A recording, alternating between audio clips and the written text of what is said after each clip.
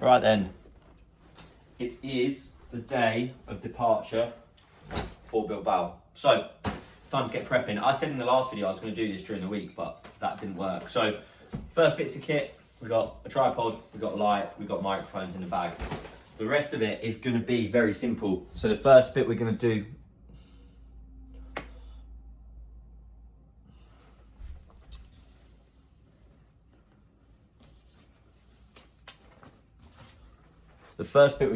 is race kit. I like this bit of Hyrox. So for any of you that don't remember, I did an Ironman.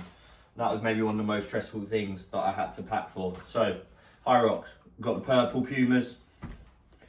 We've got calf sleeves so they don't fall apart. We've got race shorts, which have 2 pockets to pop 2 gels in. It has some socks. And we have a heart rate monitor.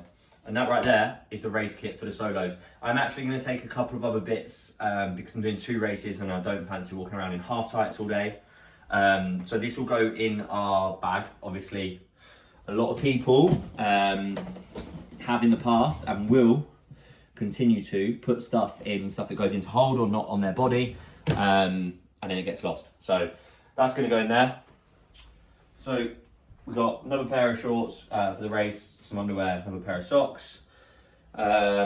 We will have our grey Hyrox t-shirts and we've got our game plan flag. So this will go in the bag as well. Obviously there's a good few of us going out. So there's, like I said, I think there's 10 of us actually competing, but with friends, family, partners, there's loads of us going out. So that will go in the bag as well.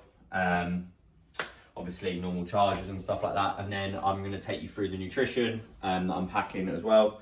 And we'll go through that. Going in, we're going to take a couple of these because you've got tomorrow morning and Sunday, so we'll take these. So this stuff comes actually from Marchand, so 3 sachets of individual creatine, that will go in the bag. And then we've got performance hydration, which is literally just electrolytes, so that's fine as well. And we're actually going to take 6 of those, sorry, 5 of those. So again, we'll have some in the morning, tomorrow, some during the race day, because obviously there is a gap. And yeah, so there will be multiples of those. So electrolytes, creatine, and then I've got a couple of sachets of protein as well, which I'll take. Again, primarily for in between the race to try and help me recover as quick as I can. Anyone that's done a Hyrox will know chewing gum is essential. Dry mouth is an absolute nightmare, so a bit of chewing gum to keep your mouth moving, especially at the start whilst you're adapting to it, is amazing. Sour Patch Kids, so quick sugar and carb hit just before we start. And then we are taking a couple of energy gels for me during the race, so just 2. And I'll take a third for just before we start the relay as well. And then nutrition-wise, we've actually got breakfast in our hotel, but I'm gonna take these because I always keep it the same on race days. My number 1 tip for anyone at a race days is keep your stuff the same. So we're gonna take 2 fuel pots, squares bars, which will be for a bit for today and a bit for tomorrow. Again, just in the morning. I race tomorrow at 10:30 Spanish time, so 9:30 here. So won't need to do too much fueling up tomorrow, and primarily today, which is quite cool. It's quite nice to get it done, dusted. Nice big breakfast, couple of those porridge pots, a squares bar, and then basically we'll be good to go on that. So that's the nutrition that we're taking. We've got loads of stuff that is going to go, we've got loads of gels that we're going to take for the team as well, just to dish them out. So lots more to go in. But that's the race kit, that's the nutrition. The rest of the stuff that we just got to get packed up is normal stuff, right? So we're there from Friday night to Tuesday night. So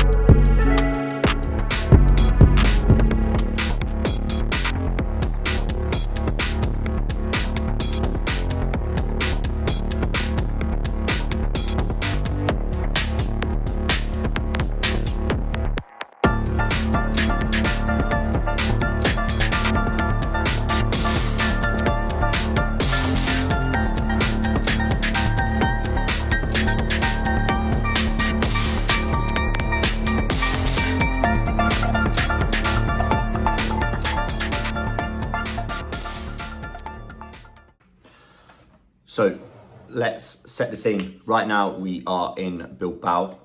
It is Sunday morning, so it is the morning after the night before. I said to you on the last episode I was gonna vlog, show you our journey, getting down to Gatwick, flying to Bilbao and stuff. And the day, as always, when we're racing, seemed to go to absolute pot. So woke up on Friday morning to a notification to say the train from St Pancras to Gatwick was cancelled. So I had to look for alternative options there. So that was fine, found a sort of a backup plan and a contingency. And then that was very quickly followed by trains being delayed due to an incident on the track. And our train from Peterborough to King's Cross was actually affected, and all of a sudden the trains were half falling apart. So in the end, we had to jump on into cars, spread ourselves out. So ended up coming in the car, obviously, with Beth and Amy, and then the other guys went in as a car of 6 and another car of 8. So the journey was a little bit dishevelled. We all kind of got to the airport at different time, different needs of eating and stuff like that. So the journey was not necessarily one to document. So kind of didn't do that. It would have been a bit too much faff, a bit too much stress, and ultimately been a really boring watch. And we got to Bilbao and our hotel at about 20 to 12 on Friday night. I was first up racing, start slot 10:30 yesterday, so got to the venue at about 9:30. Just before that, we got the metro over, so a group of us got the metro over. A bit of a race debrief, really, for myself, is Bilbao's track was a lovely layout. It was very simple, 1 to 7, 8 in the middle, so skier, sled push, sled pull, burpees, then warbles, then it was rower, farmers, carries and lunges, which was really nice. It's a really easy, simple layout. The warbles there was doing the middle for the finish and stuff. So super simple. First lap, or the first run you went in on the third time you saw it in, and then on the second to the 8th runs, just in on the second time that you saw it. So again, really simple, really useful. The only thing I would say, if I had a complaint to make about Bilbao's racetrack as a whole, is one of the back corners would come round and then into a crossing where it would kind of meander, and people were not at all sticking to fast lane, slow lane. So definitely lost some seconds there.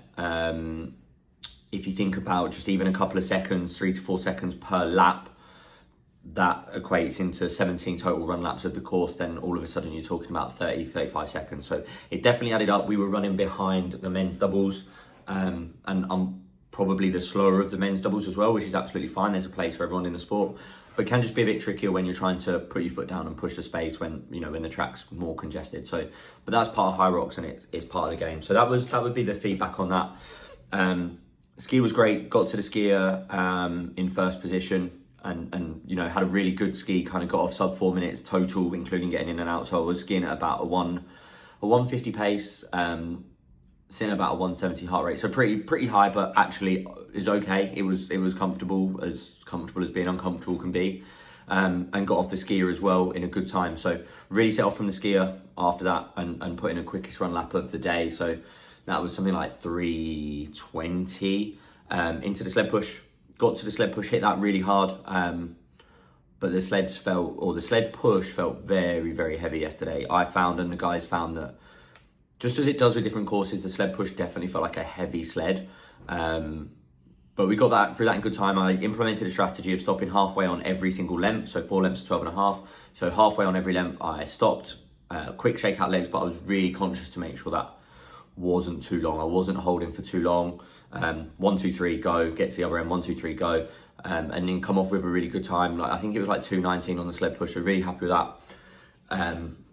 Got off the sled push in third, got overtaken by 2 of the bigger lads on the sled push. So that definitely put a little bit of a fire in the belly to get on the gas, get out of the rock zone quite quickly, and put the foot down. So again, a good run off there around 3:20, 3:30 mark, 3:35 I think, and into the sled pull, which is usually the nemesis of stations, but actually using a really strong technique of focusing on getting all the elasticity out of the rope, getting right down to the base of the rope and walking it back without expending too much energy. It was more about consistency and speed of my transition rather than the sled moving. So that went really well. That was a PB on the sled pull as well.